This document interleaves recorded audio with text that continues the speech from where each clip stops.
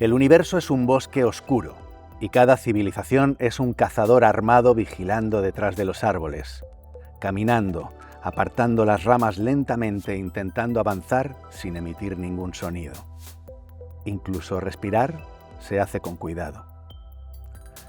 La novela El bosque oscuro de Liu Cixin inspiró a Yancy Strickler a utilizar este concepto para describir el lugar en el que se ha convertido Internet en los últimos años. Debido al miedo a comportamientos predatorios potenciados por una tecnología que se ha ido haciendo cada vez mejor, traqueando a sus usuarios, segmentando audiencias, viralizando discursos de odio o generando cámaras de eco. Descubrí este concepto a través de una audaz charla de Gloria Langreo, donde hace un llamamiento a la responsabilidad a quienes creamos tecnología.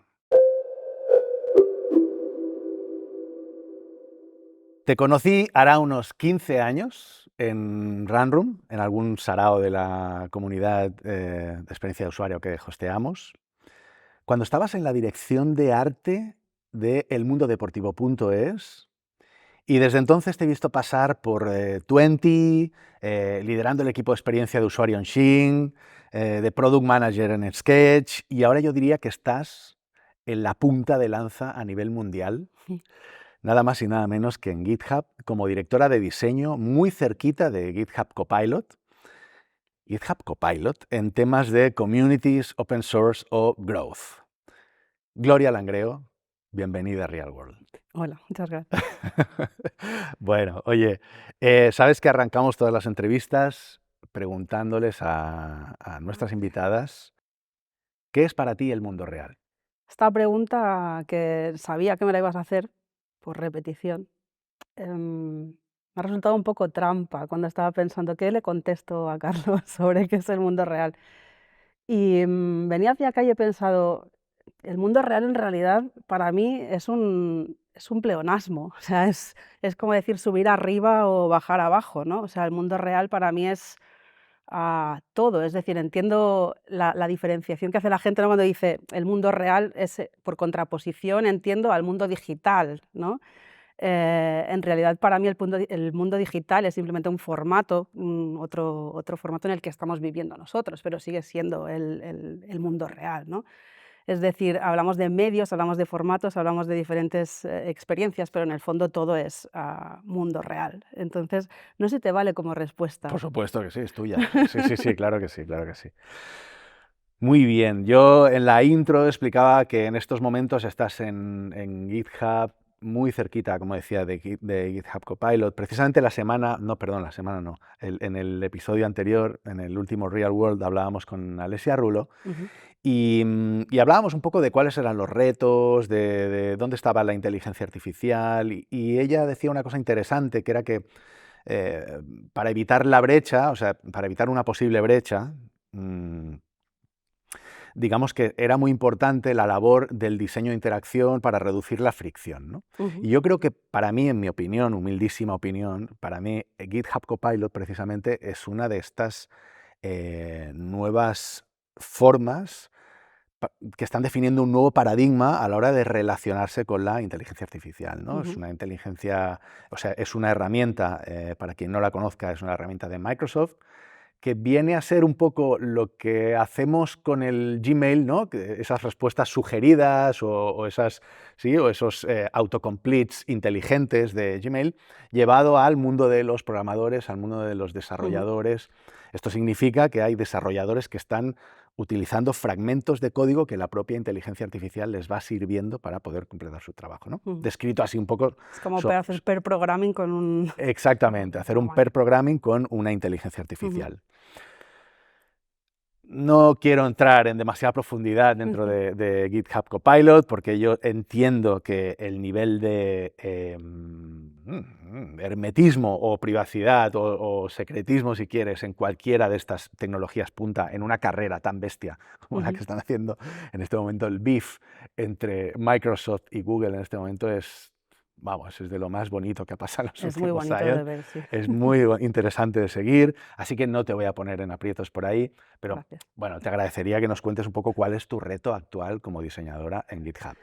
Yo en GitHub no estoy centrada en Copilot, en el producto en sí, pero estoy en el área de communities y open source, ¿no? Es decir, toda la parte que no da dinero a la plataforma, pero es la mayor entrada de usuarios al final a Ujú. nuestra plataforma, ¿no? Y el motivo por el que existe, ¿no? El open source. Y recientemente también estoy trabajando en Growth, que es la parte que sí que da dinero, ¿no? Que reporta en dinero. Entonces estoy un poco ahí como entre dos Dos aguas, aguas. que es muy interesante. Lo que sí que te puedo decir es que uno de los retos que tenemos, ¿no? Como has dicho, ha cambiado el paradigma. O sea, el modo de desarrollar, el modo de crear código, el modo de, de todo, ¿no? Está cambiando a una velocidad increíble. Y sí que es interesante ver de qué modos podemos utilizar esta tecnología para, no solo para programar, sino para ayudar en ciertas áreas del ciclo de desarrollo, ¿no? Por ejemplo, en open source vemos muy a menudo como un montón de gente mantiene proyectos un poco pues, por amor al arte, ¿no? Por amor a la comunidad, porque creen en lo que están haciendo. Sin embargo, muchas veces se convierte en un trabajo full time, ¿no? Porque tienen que estar respondiendo a, pues ha salido un bug, pull request de gente y les abren issues, discusiones, responder dudas. Es decir, hay muchísima gente que podría estar perfectamente 8 horas al día haciendo eso, sin embargo, no hay un retorno económico, ¿no? Entonces, hay muy poca gente que se puede dedicar al open source, a no ser que esté dentro de una empresa que esté realmente creando productos open source, ¿no? Ujú. En GitHub se ha trabajado mucho para dar soporte a los maintainers de open source, ¿no? Creando iniciativas como los sponsors, donde tú puedes dar tu dinero para ayudar a que una persona mantenga un proyecto. Sin embargo, esto tiene como, es un arma de doble filo, ¿no? Porque al final, si tú le das dinero a alguien para una empresa, te da dinero a ti para mantener un proyecto open source, eso crea una especie de dependencia en la que tú tienes que responder a esta persona a unas velocidades, a unos ritmos X, ¿no? Y open source no es eso, o sea, no es de una empresa que da dinero a una persona que está trabajando por amor al arte. Entonces pienso que productos como Copilot o en general la inteligencia artificial em, son una herramienta muy poderosa para este tipo de caso de uso, ¿no? Si somos capaces de ayudar a la gente que está trabajando en open source a responder rápidamente a estas necesidades, ¿no? A crear una pull request directamente en el código si alguien reporta un bug, a escribir, ¿no? Mucha gente quiere colaborar en un proyecto, hace una pull request, pero no escribe tests, porque da igual y no escriben tests. Si tú puedes tener Copilot que te escribe los tests y directamente te lo mergea y, o sea, estás acortando esta cadena de discusión. Si la gente, en lugar de contestar discusiones o dudas, puede hacer una consulta, ¿no? En un chat de Copilot, por ejemplo, estás acortando este peso, esta carga, ¿no? Que tienen la gente que está manteniendo proyectos open source. Entonces, un poco uno de los challenges que tenemos ahora es ver de qué modo podemos aplicar, ¿no? Esta tecnología en un montón de áreas que quizás no son necesariamente el per programmer que tienes al lado, Sí, ¿no? sí, sí, sí. Súper interesante. Y esa palabra paradigma realmente es que a mí no se me ocurre una palabra mejor. Lo comentábamos el otro día, el 46% de media del código que se está generando actualmente lo está generando Copilot ya Mm, directamente. O sea sí, que me sí, sí, parece una brutalidad, ¿no? Y comentábamos que en algunos lenguajes incluso más, ¿no? En Java sí, creo que sí, era el 61%. sí.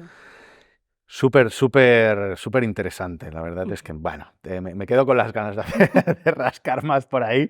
Muchísimas gracias.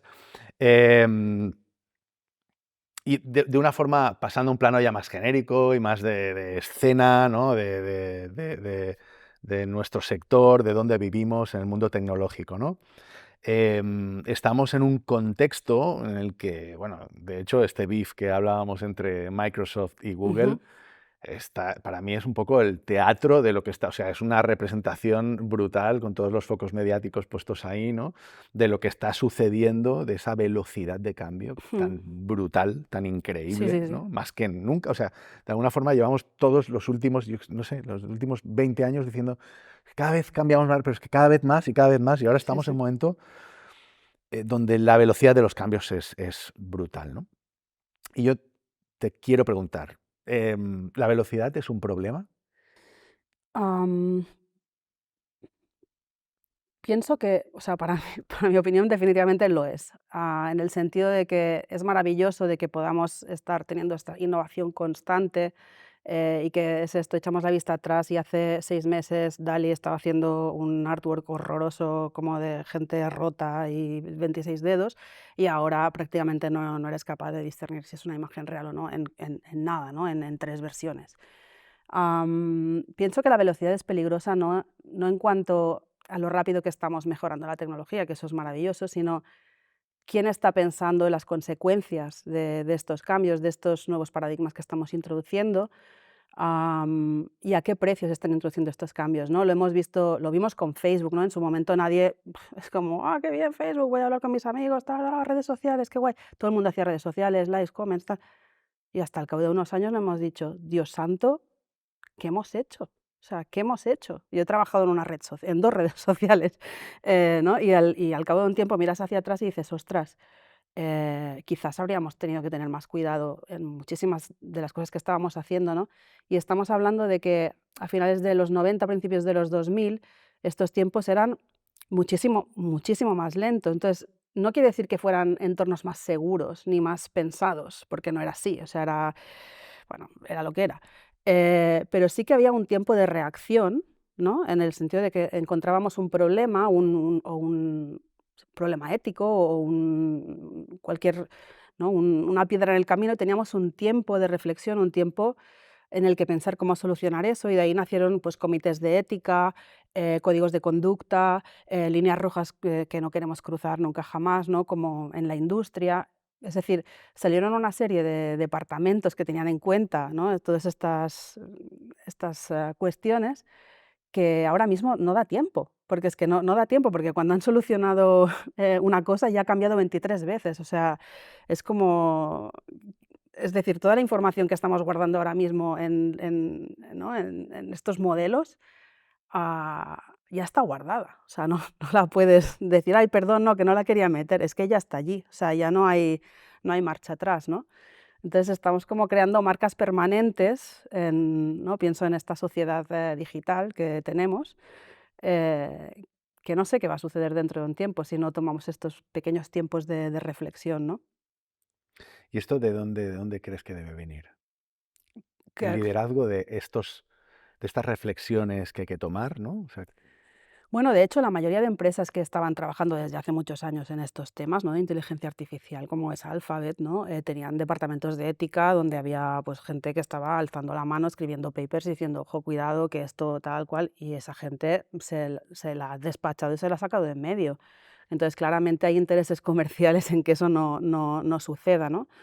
Lo que no deja de fascinarme es que como sociedad aceptemos eso, ¿no? Que digamos, bueno, está todo bien, o sea, que nadie, o sea, que no salgamos con las antorchas en la calle y decir, a ver, señores, o sea, no puede ser, ¿no? Que haya gente que se esté preocupando por de qué modo guardamos los datos, qué datos guardamos, cómo los utilizamos, qué vallas, ¿cómo es vallas en español? El sesgos. sesgo, qué sesgos tiene este modelo, no sé.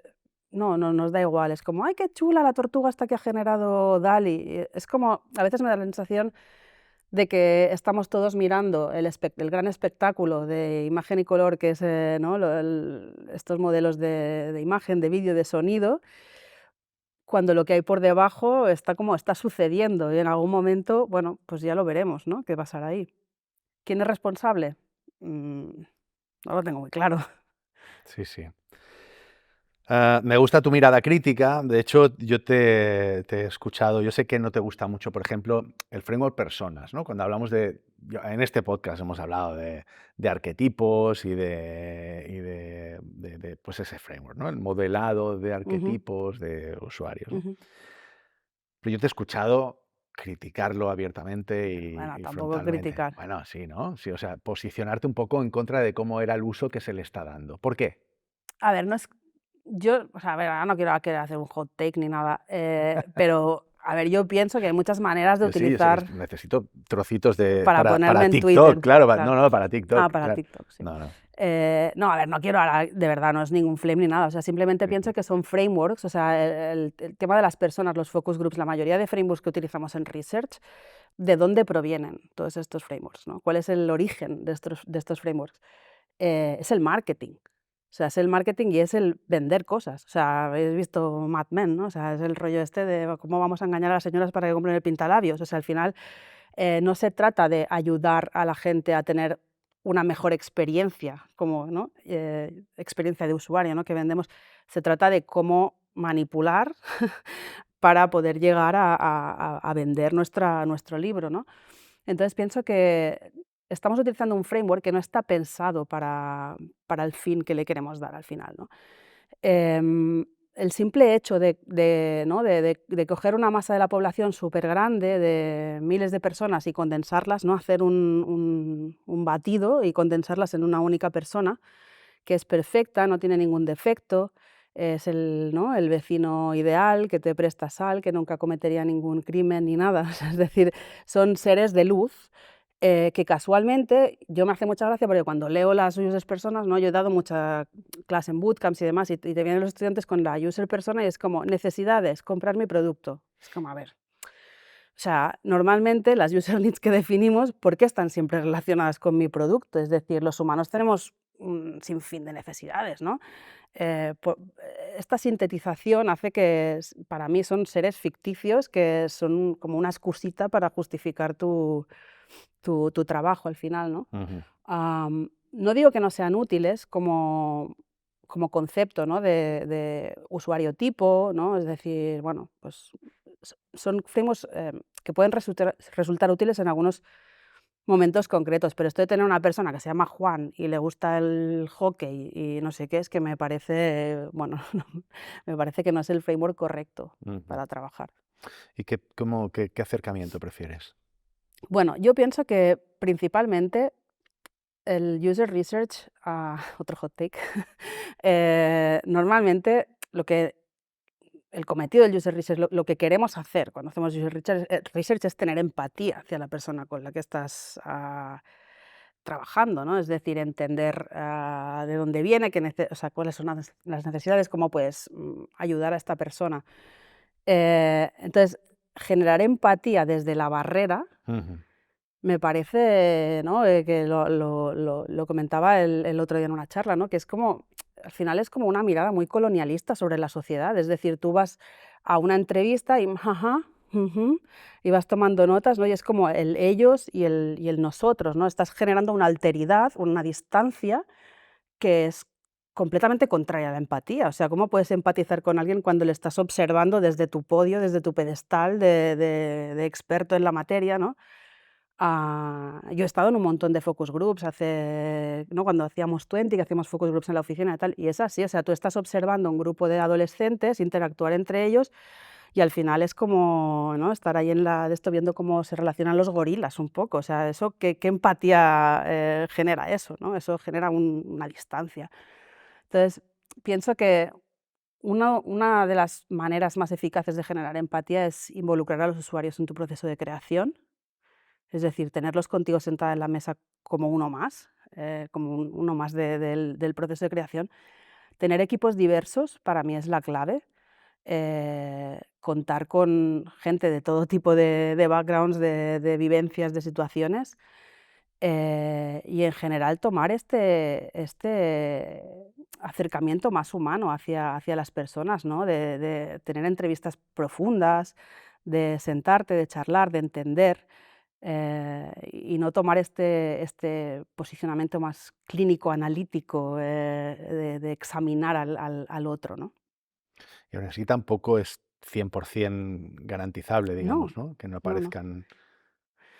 No, no, es decir, ¿no? Yo digo mucho, mi frase favorita de la historia de la música es de Ari Puello en La ley de Murphy, ¿no? Que dice: "Si algo tiene que salir mal, así será", ¿no? Y es así, o sea, tú no puedes prever eh, todo lo que le puede llegar a suceder a un usuario nunca jamás, pero sí que hay maneras, hay mecanismos en los que tú puedes eh, posicionarte de una manera en la que puedes prever más o menos qué situaciones pueden suceder. Por ejemplo, en GitHub utilizamos un framework que me parece muchísimo más interesante que cualquier framework de estos, que yo no lo conocía antes de entrar y me enamoró, que es ¿no? La mayoría de empresas utilizan los postmortem, ¿no? Cuando algo sucede, cuando algo va mal, y hay una gran cagada, pues se hace un postmortem y el equipo se junta y pues qué ha pasado, ¿no? En GitHub hacemos premortems. que me parece un concepto ¿Cómo lo maravilloso. hacéis? ¿Cómo lo hacéis? Es decir, un premortem es juntarte con toda la gente que puedas y pensar todo lo que puede salir mal. O sea, es como ser unos cenizos de la vida, ¿no? Es decir, ¿qué puede pasar? Pues alguien lo puede utilizar para cometer abuso sobre otra persona, nos pueden crucificar en Twitter, yo qué sé, o sea, puede ser cualquier cosa, es decir, todo lo que puede salir mal. Entonces puedes llegar a hacer una evaluación de si esta idea o esta solución que tú has pensado vale la pena viendo los riesgos o los posibles riesgos que puede tener y cuáles de estos riesgos puedes parar y que no sucedan, ¿no? Porque hay mala gente Mucha, claro. y se convierten, digamos, en antipersonas, ¿no? Claro, es En ese... decir, es el tema este de la volvemos, ¿no?, a lo de las personas, ¿no? Es gente perfecta siempre, o sea, yo nunca he visto una persona definida en ninguna empresa que sea un depredador sexual, por ejemplo, o, no sé, un pederasta, y en redes sociales debería existir esa persona porque están allí, ¿no? Sin embargo, no las definimos, ¿por qué? Porque es un tema muy delicado, ¿no? O sea, ¿cómo defino a una persona que es un pederasta, no? En realidad es una antipersona, es alguien que estás definiendo que no quieres que acceda a tu producto y tienes que generar mecanismos, ¿no? Para que esta persona no pueda acceder. Sin embargo, es algo que no se suele hacer, ¿no? Am, y esto ha dado lugar a un montón de fracasos, bueno, que los conocerá todo el mundo, ¿no? Desde los AirTags de Apple, ¿no? Lo de las llaves, que pues bueno, pues seguramente las pensaron para no perder las llaves del coche o el apartamento de la sierra o lo que fuera. Alguien de clase media alta, blanco, lleno de privilegios, y los AirTags se están utilizando para traquear a mujeres hasta sus casas. O sea, se están poniendo en las ruedas de los coches, en las bolsillos de las chaquetas, para seguirlas hasta sus casas. Y los AirTags han estado ya involucrados en 3 asesinatos. Y ahí siguen. Es decir, los mecanismos que Apple propone para paliar bueno, no quiero decir que es un error, es simplemente que no lo han tenido en cuenta, ¿no? El hecho de que hay estas malas personas que pueden utilizar tu producto es, bueno, pues te bajas una aplicación en tu móvil y así sabes si tienes un AirTag cerca. Y es como, pero a ver, señores, o sea, esto no Te tiene. traslado la Te responsabilidad, traslado la ¿no? responsabilidad a ti, ¿no? O los sistemas estos de calefacción, el Nest, ¿no? Los termostatos estos que los utilizan abusadores domésticos para subir, bajar la temperatura de las casas, hacerle gaslighting a sus parejas. La solución que es, o sea, cuando esto salió a la luz de que había un montón de mujeres que estaban siendo prácticamente torturadas en sus casas, haciéndolas creer que estaban locas, la solución es que ahora cuando tú compras un Nest o un dispositivo de este estilo, tienes una pegatina en el que la tienes que poner en tu casa diciendo: "Esta casa está controlada por Nest", y dices: "Pero a ver, o sea, si yo tengo esta lo Para que estoy lo sepa, comprando o sea, para que con tú lo esta sepas. intención, ¿cómo voy a poner la pegatina?". Es decir, son remedios un poco de Jaimito, o sea, no estamos todo el rato como parcheando en lugar de tener en cuenta que esto puede suceder antes de que suceda, ¿no? Que es bien fácil. Sí, en realidad casi como deslizando la responsabilidad a esa pegatina, ¿no? En realidad es como, "Uy, oh, yo ya he avisado", Sí, ¿no? incluso de la responsabilidad en la víctima, ¿no? ¿Que cómo, que no has visto la pegatina? Mm. Es como que, no, ahora está también, o sea, está como muy de moda este rollo de trasladar la culpa a la víctima, ¿no? De estas situaciones, y con tecnología pasa un montón, ¿no? Y con la inteligencia artificial está pasando también con las imágenes. ¿Cómo puedes, técnicas para protegerte de imágenes que, coño, o sea, ¿por qué me tengo yo que aprender o sea, pon regulación para que esta gente no pueda estar creando este tipo de imágenes falsas o estar abusando, ¿no? De esto, pues de influencers, de estar generando imágenes que nunca han sucedido de gente famosa. Pon regulación para que esto suceda, no me hagas a mí responsable de saber discernir si una imagen es real o no, ¿no? Y es un poco ¿no? Este lavarse las manos de la industria. Sí, y pasa un poco también, y esto también lo tratábamos en el último episodio, yo veo como una distancia brutal entre es la velocidad de cambio de la tecnología, que hablábamos hace un momento, ¿no? Que es imposible, y la velocidad de crucero de la regulación o de la Totalmente. reflexión, que en parte, o sea, es lógico, ¿no? Que la regulación siempre vaya por detrás, porque, o sea, tiene su lógica, ¿no? Es difícil Pues ya es difícil, supongo, no lo he hecho nunca, regular lo que ya existe, lo que no existe es como, bueno, yo lo comprendo, ¿no? Que hay una parte Ujú. ahí que sea, pero lo que está sucediendo, y yo creo que más que nunca en la historia de la humanidad es eso, ¿no? Una diferencia brutal entre las dos cosas y a mí me da un poquito a mí me asusta un poco, la verdad. O sea, no quiero sonar muy distópico porque últimamente hablo mucho de este tema y me da la sensación de que soy un poco el cenizo distópico, pero a mí me preocupa, sinceramente, es algo que me asusta. De hecho, se está viendo muchísimo, ¿no? O sea, la forma en la que la gente está empezando a moverse por internet, en general en productos digitales, que antes había como un descuido generalizado, que sigue habiéndolo bastante, pero como que muchísima gente se empieza como a esconder en estas redes seguras, estos Ah, sí, espacios sí. seguros, ¿no? Que son estos, desde canales de Telegram a un canal de Discord con los Ujú. 4 colegas, es decir, la gente ya es como que tiene miedo de salir afuera en este Al mundo, bosque oscuro. al bosque oscuro, ¿no? Es como que tiene miedo, pues esto, de que en cualquier momento viene el depredador y dices, bueno, pero por dónde me va a salir la jugada, ¿no? Y esto gente que sabe más o menos de qué va la historia, porque luego hay gente que ni siquiera se plantea estas cosas, ¿no? Ah, que me genera, o sea, a veces ah, me hace gracia, ¿no? De que en el mundo real, ¿no? Que decías antes, ¿no? En el mundo de la carne, eh, mucha gente tiene mucho cuidado, ¿no? Con la protección de sus datos. Es decir, les viene el del gas a la puerta y le dice: "¿Que de qué compañía es usted?". "¿Y a usted qué le importa? No me va a engañar". ¡Pum! ¿No? O sea, es como tenemos unas reacciones muy claras acerca de cuáles son nuestras, ¿no? Nuestro espacio, nuestras líneas rojas, no, cuidado con el engaño de no sé qué, cuidado con el engaño de no sé cuá. En cambio, en internet es como, ¿qué quieres? Mi edad, mi DNI, mi tal, sí, toma, hombre, toma, mi talla de sujetador, toma, todo. Sí a todo. Es como sí a todo, ni lo leemos, nos da igual. Es como, ¿en qué momento hemos renunciado, no? O sea, ¿en qué momento hemos claudicado y hemos dicho, mira, ya fue, ¿sabes? Ya está, ya claudico y lo cedo todo, ¿no? Am, es curioso, ¿no? Que tengamos tanto cuidado en el mundo físico y luego, ¿no? Yo lo veo esto de gente que, no, van los niños de excursión, no, a mi niño no le puedes hacer fotos. Pero luego el Instagram está lleno y dices, pero a ver, que se lo estás regalando a Meta o a Facebook y estos son fotos del cole, o sea, que, ¿no? Que tenemos como una desconexión brutal entre dónde nace el conflicto, ¿no? Recojo una cita que te escuchaba a ti en una de tus charlas de Edward Tafte. Hay solo dos industrias que llaman usuarios a sus consumidores: las drogas ilegales y el software. Sí,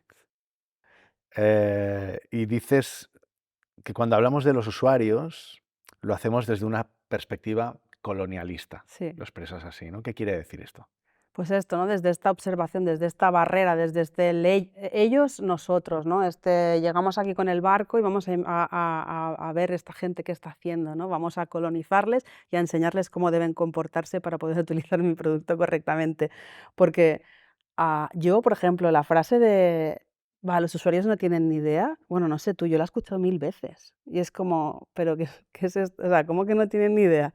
Yo no lo he ¿No? escuchado, la verdad, no, Ostras, no. yo 1000 ¿Sí? veces, ¿Te ha ¿no? De pasado? que gente: "Sí, en mi empresa hacemos user research, no sé qué", luego salen mal los tests o no saben hacernos, que no tienen ni idea". O sea, no sa y dices: "Bueno, a ver, por favor, qué desconexión hay aquí", ¿no? Y es esta perspectiva del ellos y el nosotros que al final, creo que no ayuda a nadie. Ostras, qué fuerte eso, ¿eh? O sea, realmente no recuerdo haber escuchado nunca eso. Por desgracia, muchas veces. Sí, ¿eh? Hablamos también de los datos, ¿no? Tú ahora decías, ¿no? Le estás regalando tus Ujú. fotos a Meta o a tal, ¿no? Y un poco pasa lo mismo con los datos, ¿no? Y estamos dando datos que se están almacenando, de momento probablemente para nada en algunas ocasiones, ¿no? O sea, simplemente Sí, por vamos, inercia. vamos colectando, ¿no? Sí, Digamos, sí, no sí, vaya a sí. ser que de repente nos demos cuenta de que lo necesitábamos Sí, sí, sí. o algo así. ¿Es peligroso esto también?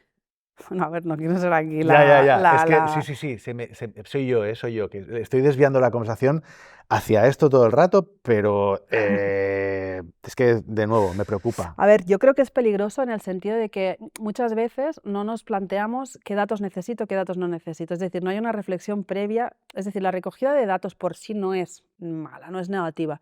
Lo que es negativo es recogerlos por inercia y sin plantearnos para qué los necesitamos, para qué son útiles.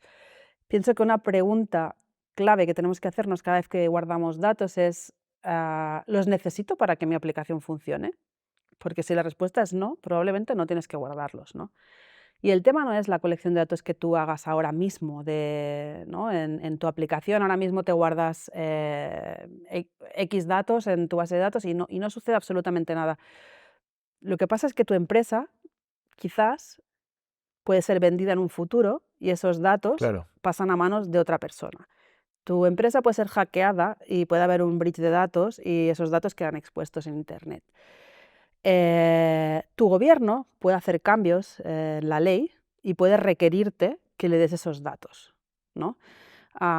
Esto sucede en Estados Unidos constantemente con el tema del aborto, de la ilegalización del aborto, a un montón de mujeres que utilizaban aplicaciones para traquear su menstruación, cedieron datos como la localización o bueno, una serie de datos que ahora mismo están siendo requeridas por la policía para identificar si una persona estaba embarazada y ha dejado de estarla, para poder ir y arrestarlas, básicamente, y ponerlas en la cárcel, ¿no? O empresas de seguros que utilizan los datos de fitness de tu reloj que tú estás cediendo muy alegremente a Apple, los están utilizando para denegarte o darte un seguro de salud, ¿no? Ujú, En Estados Unidos. ujú. Es decir, la empresa esta de la aplicación de traqueo de la menstruación de My Flower App o lo que sea, ¿estaba guardando esos datos para joderte viva y que te pusieran en la cárcel si abortabas? No. ¿Habían pensado que esto podía pasar? No. ¿Guardaban tus datos para algo? No. O sea, es como, ¿por qué no? O sea, habríamos podido evitar esto, ¿no? Si tú no necesitabas toda esta info, o sea, ¿para qué quieres saber dónde estoy? Si te estoy diciendo que no ha venido la regla o que me ha dejado de venir, ¿no?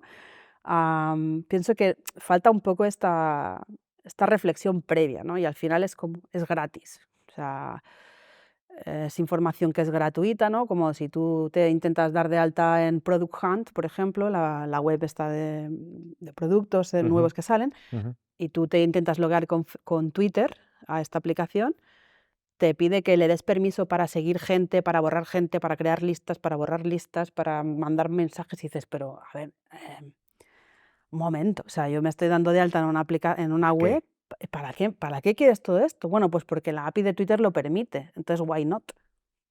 O sea, igual no voy a hacer nada, pero como es gratis, pues me lo guardo.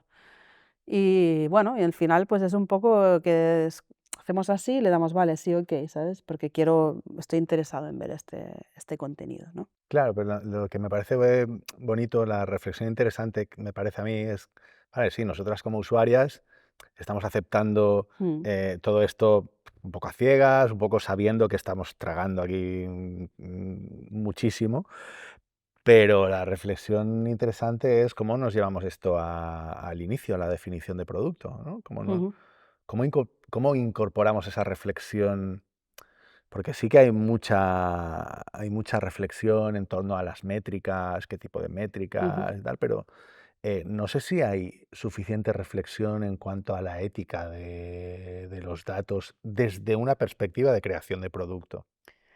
Yo pienso que cada vez más, o sea, cada vez hay más empresas que están preocupadas por esto y que están intentando guardar únicamente los datos que necesitan. Yo personalmente, bueno, en GitHub, por ejemplo, es así, es decir, no se guarda prácticamente nada. En Sketch igual, o sea, de hecho teníamos un montón de problemas para poder hacer definición de algunas features porque no teníamos datos de uso, tales, o sea, no guardábamos nada. Ujú. Luego tienes empresas como Plausible, es decir, hay un montón de empresas que están cada vez más concienciadas de esto y al final es un valor del producto, ¿no? Muchísima gente está utilizando un producto sobre otro por las políticas de privacidad que tienen. Quizás como usuarios no le damos todo el valor que deberíamos darle, porque no, a veces mucha gente ni siquiera se preocupa de ver esta comparación de, bueno, tengo estas 2 aplicaciones que las 2 me interesan igual, Ujú. ¿cuál va a ser más respetuoso con mi información? Pues no lo hacemos porque es cansado y y al final es eso, estás poniendo la responsabilidad en el Correcto, y usuario. la carga cognitiva, ¿no? Exacto. Sí, sí. Entonces, bueno, ¿Y cómo es una buena estrategia de producto? esa pregunta es muy grande. Sí. En relación a los datos. Yo te diría en relación cómo, aseguro hacer un buen producto, Ujú. en el que éticamente, intente no tener un impacto negativo. Mm, yo pienso que siempre tenemos que hablar de esto, de intentar, porque es muy difícil, lograrlo al 100%, es decir, la intención tiene que estar allí y es importante que esté.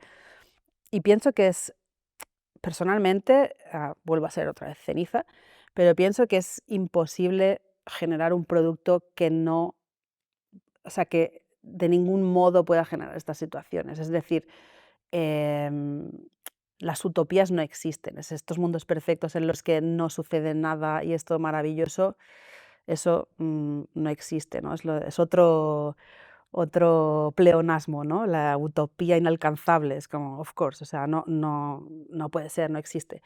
Entonces, pienso que tenemos que intentar diseñar productos y estrategias resilientes, ya que no podemos evitar que las cosas malas sucedan.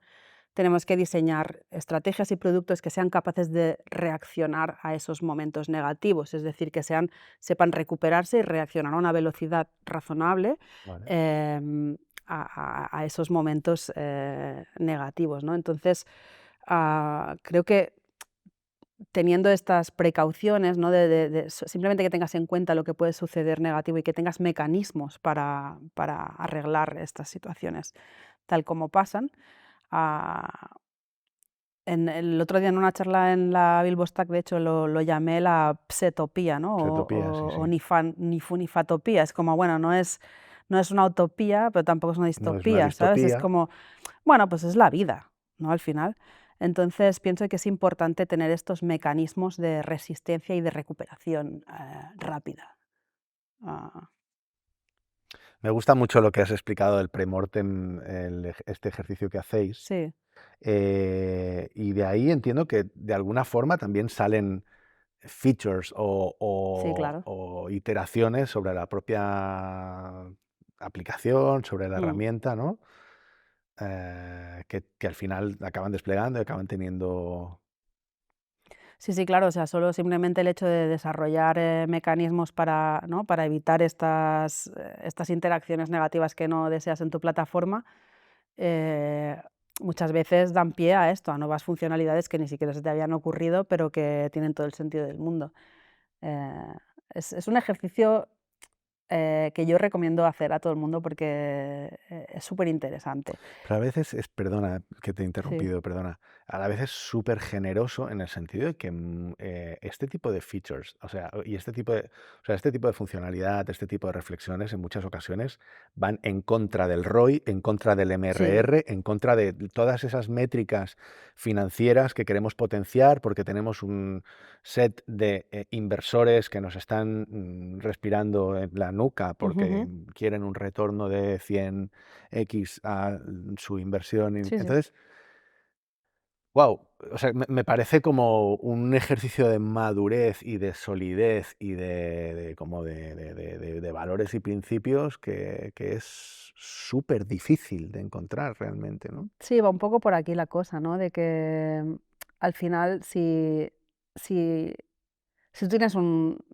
grupo de principios, de valores, y no te cuestan nada, son gratis, no te cuestan dinero, no te afectan a tu ROI, no afectan a nada, probablemente no son valores, probablemente son eslóganes o cosas, frases bonitas para tu landing de tu de tu empresa, Ujú. pero cuando son principios reales son los que te afectan verdaderamente al negocio, ¿no?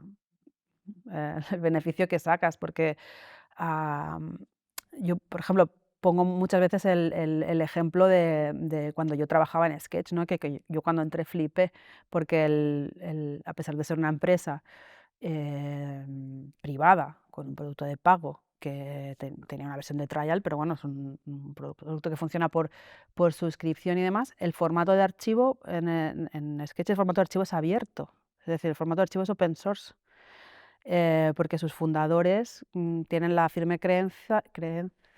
creencia de que, de que tus creaciones son tuyas. O sea, tus diseños son tuyos. O sea, ellos no son propietarios de, de lo que tú has generado, ¿no? Entonces, ¿por qué tienen que tener un formato de archivo cerrado que solo vas a poder utilizar en su plataforma y no vas a poder hacer nunca nada más, nada con ese archivo, ¿no? Eh, Eso, que es una cosa súper bonita, ¿no? Y como de cajón, porque al final es una Claro, cosa que he creado yo, que he parido yo, que es mía o de mi empresa o lo que sea. claro. Eso abre la puerta a un montón de aplicaciones, servicios que se construyeron encima de Sketch. Es decir, había un montón, me acuerdo, Abstract, InVision, Figma nació importando archivos de Sketch. En Figma, en el menú principal, una de las opciones que tienes es importar archivo de Sketch. O sea, eso dio pie a que nacieran y que se diversificara el mercado, que es una cosa súper buena y súper bonita, ¿no? En la que pues, ellos creen en que haya esta diversificación de mercado, no creen en los monopolios, pero a su vez está afectando, obviamente, económicamente al negocio, ¿no? Están perdiendo usuarios y perdiendo clientes. Sin embargo, es un valor principal al que no están dispuestos a renunciar. Y eso para mí es una de las cosas que hicieron que me enamorara, ¿no? De la cultura de la empresa, porque dije, ostras, así sí. Qué guay. Claro, también es esa distancia a los usuarios, ¿no? Al final, todas somos usuarias, ¿no? Todas las personas utilizamos la tecnología al final, ¿no? Y tener esa visión siempre como de, pues ese grupo a colonizar, como decías, al final lo que trae es precisamente a cerrarse, a exprimir al máximo posible, ¿no? Y creo que son dinámicas negativas.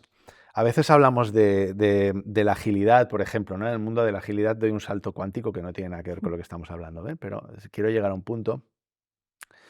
A veces hablamos de la agilidad o de lo difícil que es implementar la agilidad en las Ujú, organizaciones o trabajar de una forma realmente ágil y ya más que ágil, te diría incluso respetuosa con las personas, respetuosa con la calidad de lo que hacemos, con la excelencia.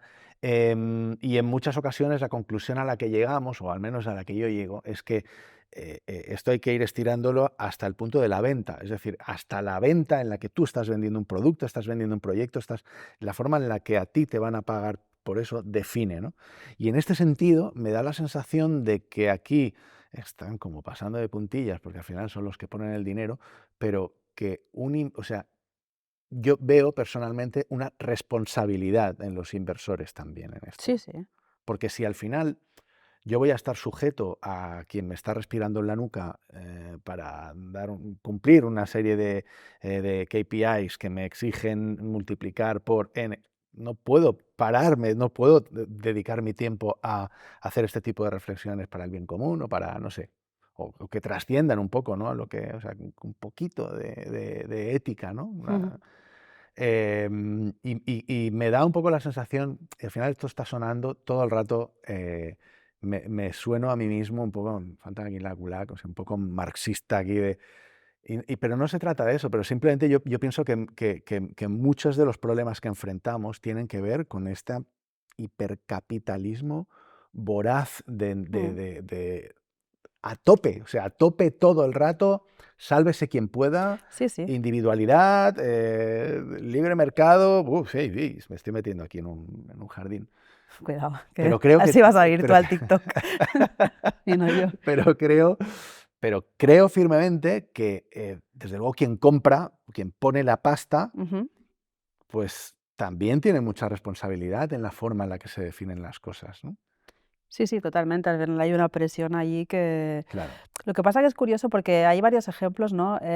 Yo ahora trabajo, una compañera mía de mi equipo que estuvo trabajando en Blinkist y habla mucho de hecho ha estado en varios podcasts y tal hablando de esto, cómo en Blinkist hicieron el tema de la trial, ¿no? De la aplicación, sí, era un poco shady, ¿no? O sea, la gente claro, no acaba de entender cuándo se renovaba, cuándo no se renovaba, además.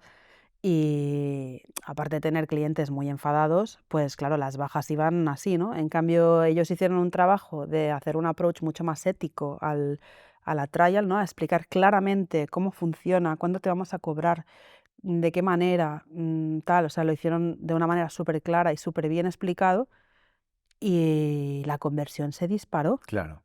O sea, que muchas veces pensamos que es algo negativo, que, ¿no?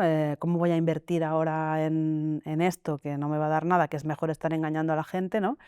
Y luego lo haces de una manera respetuosa, ética, teniendo en cuenta que la gente entienda lo que está sucediendo y te va muchísimo mejor Ujú. el negocio, ¿no? Porque al final estás quemando a la gente. O sea, si tienes un servicio horroroso, nadie te va a recomendar, ni nadie se va a resuscribir, ni nadie se va a quedar contigo. Entonces son números que funcionan al quarter. O sea, este quarter hemos tenido un revenue tal, pero luego, ¿qué ha pasado con eso, no? O sea, muchas métricas en muchas ocasiones, sobre todo cuando, esto que dices de los inversores, cuando van atadas a los bonuses de los C-level, ¿no? Bueno, de la gente más senior de la empresa, al final lo que quieren es el número al final del quarter. Claro, ¿Cuál es el follow-up de este número?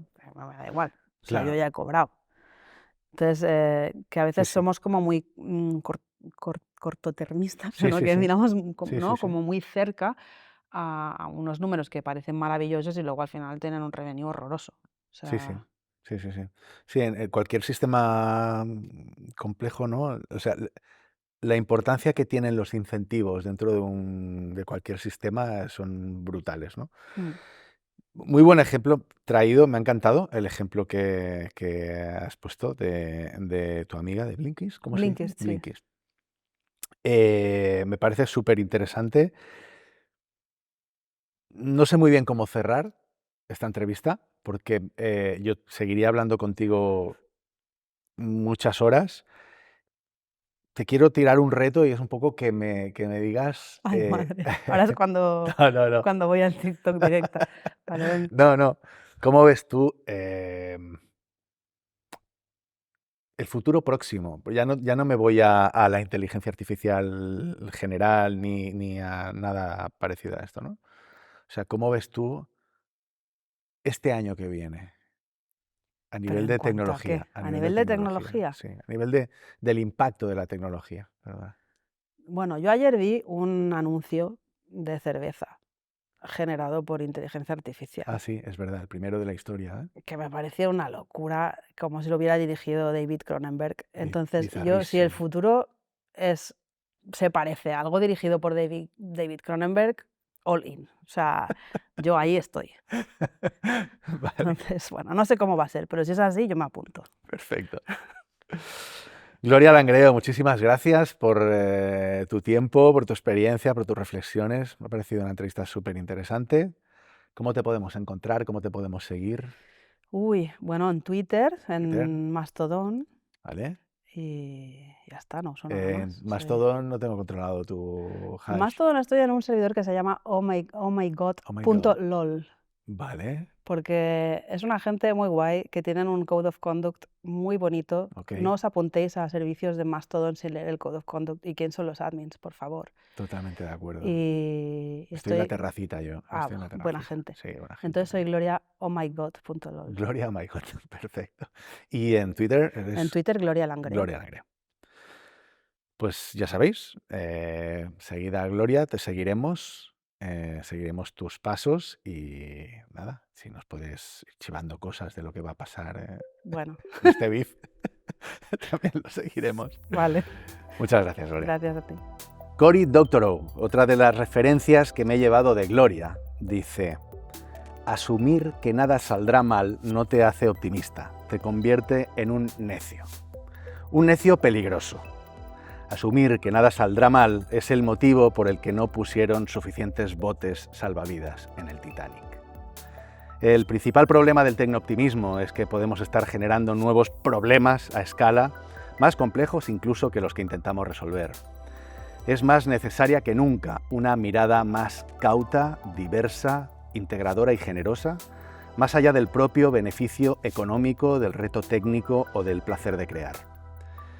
Comparte este episodio con otras personas si crees que merece ser compartido, suscríbete, activa la campanita, dale al like y devuélvenos un poquito de karma, por favor. Un fuerte abrazo y os espero en el mundo real.